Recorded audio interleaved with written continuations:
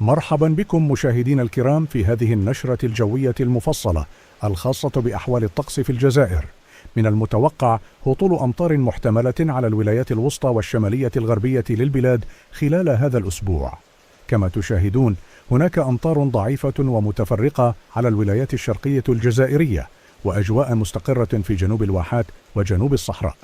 بخصوص الحالة الجوية المرتقبة خلال الأيام القليلة القادمة، تشير التوقعات إلى وجود منخفض جوي قطبي محمل بأمطار مهمة على الولايات الوسطى والشمالية الغربية للبلاد.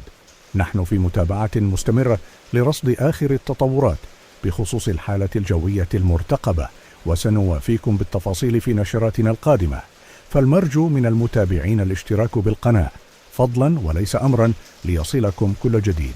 نلتقي في نشرة قادمة بحول الله.